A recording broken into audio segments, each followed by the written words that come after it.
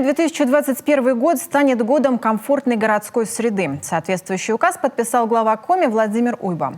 Правительству республики в срок до 1 июня поручено сформировать и утвердить план основных мероприятий. Запланировать и провести их рекомендовано не только руководителям органов исполнительной власти Коми, но и властям на местах. Контроль за исполнением указа возложен на заместителя председателя правительства Коми Игоря Булатова. И, к слову, о комфортной городской среде. В воскресенье завершается всероссийское голосование за объекты благоустройства в рамках программы. В Коми в программе участвуют 7 городов. На сегодняшний день свои голоса отдали 26 500 человек. Из муниципалитетов самые активные наши северные территории – это Воркута, Инта, Печора и Усинск. В нефтяной столице лидирует сквер имени Валентины Ефремовой.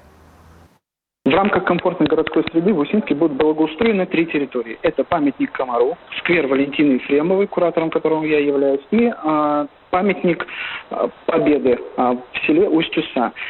Прошу активно проголосовать и включиться в голосование по этим объектам в городе Усинске, потому что осталось менее 5 дней. Что касается сквера Валентины Ефремовой, то, конечно, эта территория находится рядом с начальной школой номер 7.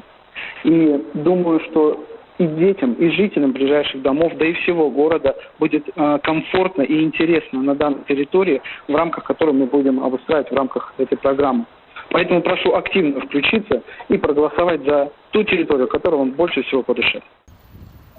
Напомним, чтобы проголосовать, достаточно зайти на сайт 11.городсреда.ру, выбрать свой муниципалитет и объект.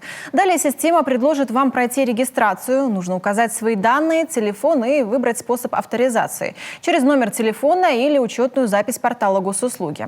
Если вы выбрали вариант по номеру, то в течение минуты на ваш телефон поступит звонок. Последние 4 цифры номера – код, который нужно внести в специальное поле.